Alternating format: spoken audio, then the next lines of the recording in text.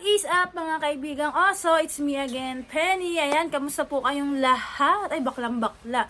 So for today's video mga kaibigan, ay isi-share ko naman sa inyo yung tungkol sa pinost namin kanina, yung paano kami kumikita ng extra kahit wala masyadong ginagawa.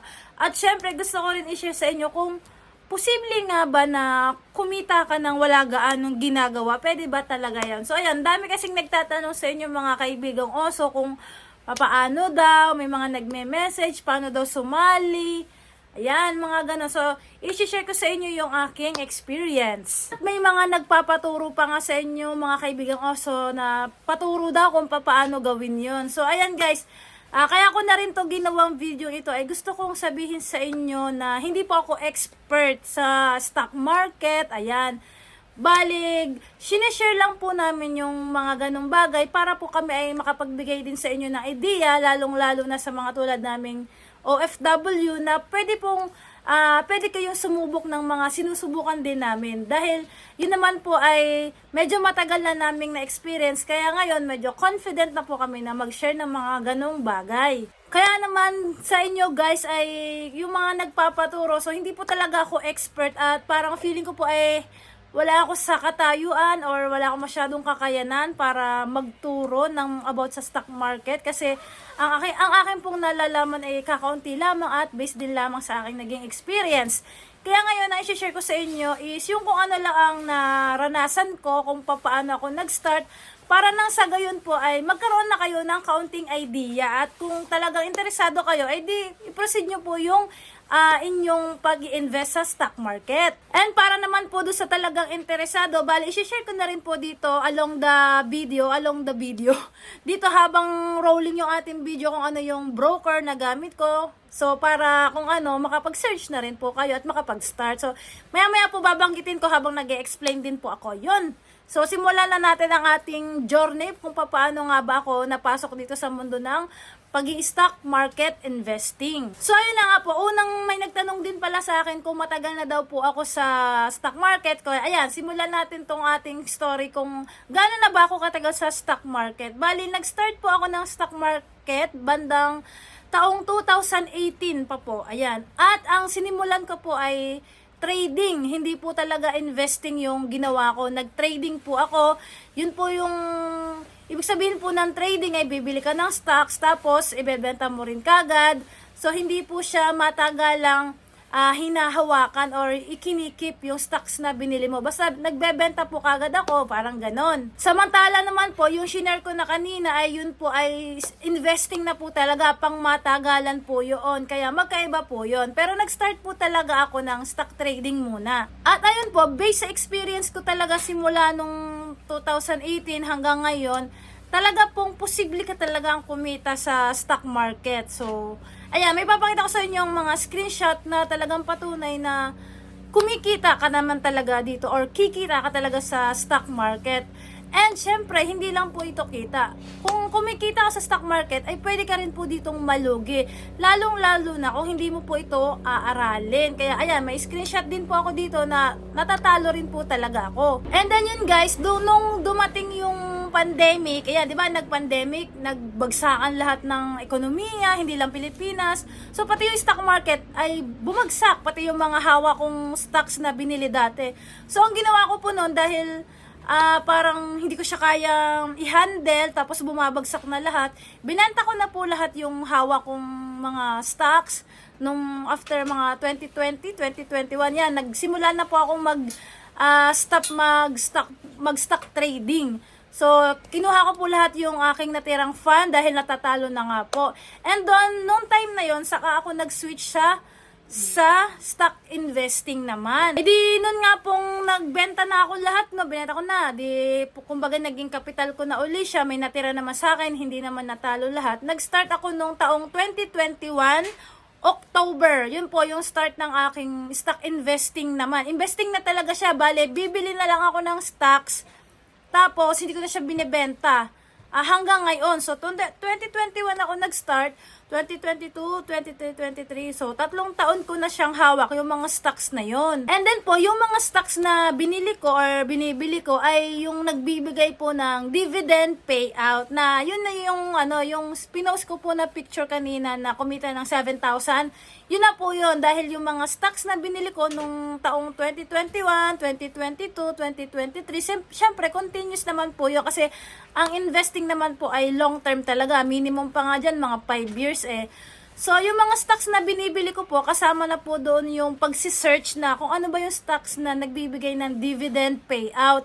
Kaya po, yun, nakakapag-share na po ako sa inyo ng kumikita ng kaunti kahit wala po akong ginagawa. Dahil investing nga siya, kumbaga bibili lang ako, tapos, yun, monitor ko na lang po. Minsan-minsan ko lang yung tinitingnan. Tapos, ayun, quarterly, yung iba, magsesend sila ng email na may natatanggap ka ng dividend. And then yun guys, nag-start lang din ako sa maliit dahil kung ano lang po yung extra talaga, kung ano lang po yung extra na pera ko, yun lang talaga yung pinapasok ko sa stock market. Ito yung una kong fund, 23,000 pesos yung una kong lagay sa account ko. So, ayan, from there, kapag nakakaipon-ipon ako, yan, nilalagay ko na yan sa stock. Tapos yun nga guys, so kung kikita ka ba ng walang ginagawa, eh di makikita nyo naman sa kwento ko, syempre, may ginawa pa rin naman ako kung paano ako kumita ngayon ng mga dividend. May ginawa pa rin ako ng mga unang panahon.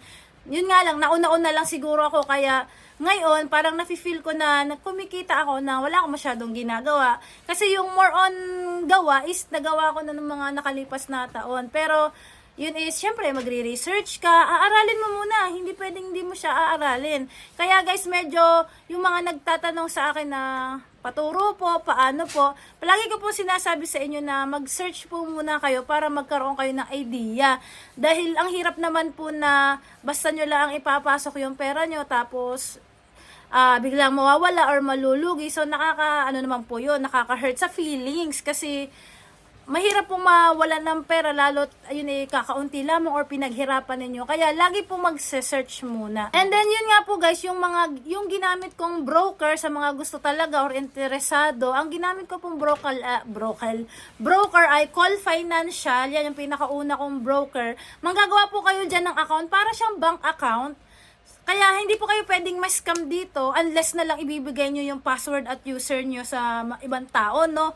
So, para lang po kayong nag-create ng bank account ninyo, then, pag nakaroon na kayo ng bank broker account or yung mga Call Financial, saka nyo ilalagay yung pera na ifa-fund ninyo, and ayun, kayo lang ang pwedeng mag-withdraw doon. So, sa scam or kung itatanong nyo kung safe ba siya, para sa akin ay safe naman siya, unless na lang talaga ay ibibigay nyo or iaano nyo sa iba yung username at saka password nyo. So, ma-open nila yun. Then, yun naman, another broker po na gamit ko is yung MyTrade. Ayan, medyo yung MyTrade po kasi medyo pricey siya pag nag-open ka ng account.